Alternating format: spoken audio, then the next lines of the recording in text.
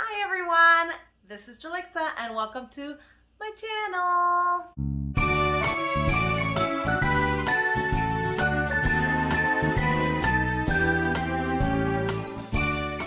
So today I'm going to share with you guys how to budget for the holidays.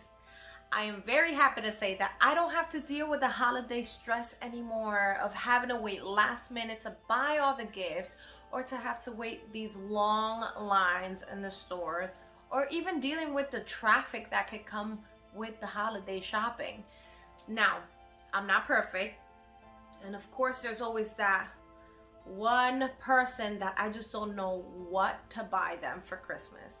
This year being my mom. I'm still thinking about it.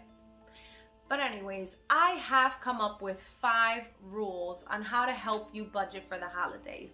Now, of course, Christmas is only about a week away, so obviously now is not the time to even be able to do these rules because it's a little too late.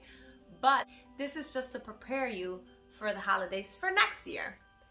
So rule number 1, save all the gift bags, tissue paper, gift boxes, and even the bows. Now, the way to do this might sound a little crazy, but my family is already used to me always grabbing everyone's gift bags after they open their gifts. Now, we're sitting by the tree. It's Christmas Eve because my family, as Hispanics, we're just so accustomed to celebrating Christmas on Christmas Eve. We have our big party and then we wait till midnight, we sit by the tree and we open all the gifts. So we don't wait till Christmas morning. With that being said, there's always that one family member that has the garbage bag ready to just trash all the wrapping paper and everything, you know, the bags and everything that comes from a present, to trash it away just because we make quite a mess when we open our gifts. But they know to separate the gift bags, the tissue papers, the bows, and even the gift boxes, because I then go and I fold each one. I even fold the tissue paper, guys, and I stack it up and I save them. Why? Because then next year when it's time to wrap everyone's presents, now I don't recycle the wrapping paper. That might be a little too much for me, but I do use the gift bags that I had from last year, and that's where I put everyone's gifts. That, and then when I do use the wrapping paper that I bought, I like to decorate them with the little bows. So I go into my little recycled bin from last year's stuff and I use the bows.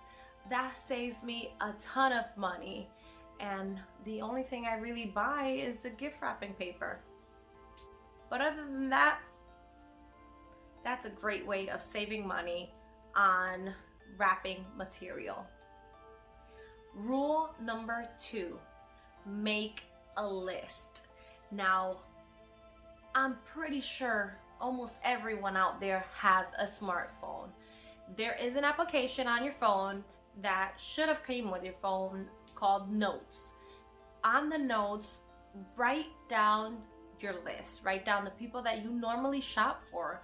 I mean, the usuals, the family and the closest friends. Make sure you put all their names on the list, and you already have a visual on how many people you need to buy for. And it also helps you out for step number 3.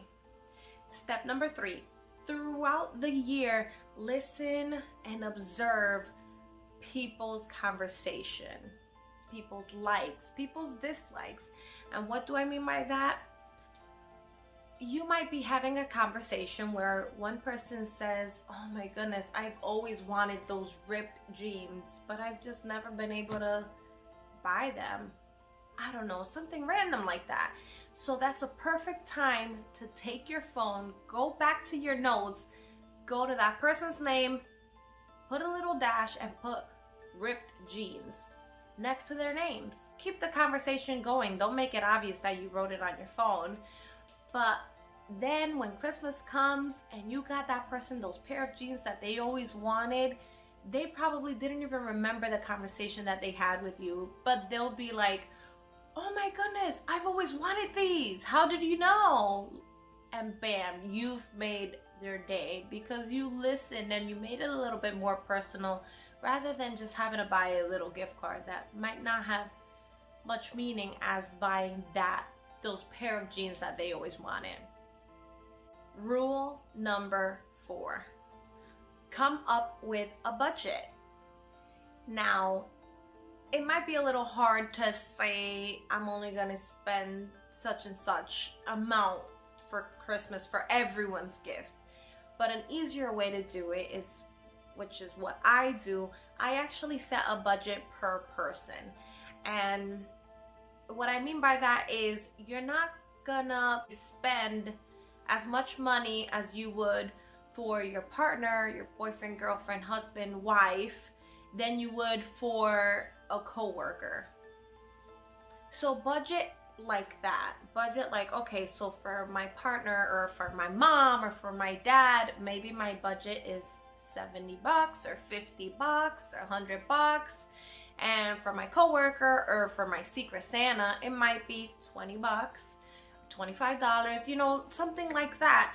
Just an idea. It doesn't have to be written in stone, but just have that idea, set that budget per person, and then you get an average about how much you are going to end up spending for the holidays. And if you need to then tweak it, because then you look at the numbers and say, wow, that's a little bit much, you can always edit. And you can always say, okay, maybe instead of spending $75 for this person, I can spend $60. You saved yourself $15, and then you go through, you know, depending on what your financial status is, you tweak things a bit, and then until you're comfortable with the amount that you see. Rule number 5, and this is the last step. Now, a lot of people that know me think I'm a little crazy. Why? Because I actually start shopping about late August. It's still summer, I know, crazy. And I know that a lot of people always say every year, this year I'm gonna start shopping early. And then the time comes and they just don't shop at all. Why? Because they don't know where to start. But because you guys have these other 4 steps already, you're ahead of the game. So late August, what I like to do is I separate a certain amount per paycheck that I receive. So for example, if I get paid bi-weekly, maybe I want to separate $20 every paycheck. And right there and then I can go and shop for someone who I budgeted for $20 and get them a gift. Especially if I already made a note on my phone on what to get them as a present. Now, if you are still indecisive of what to get that person as a gift, still separate that money, because what you can do is set that money aside, and when it finally comes to you an idea of what gift to get that person, you've already had that money separated. So I hope that these 5 rules or 5 steps have helped you out in some way to get ready for next year's holidays. And I just want to say thank you guys for watching, and I'll see you next time. Bye-bye now.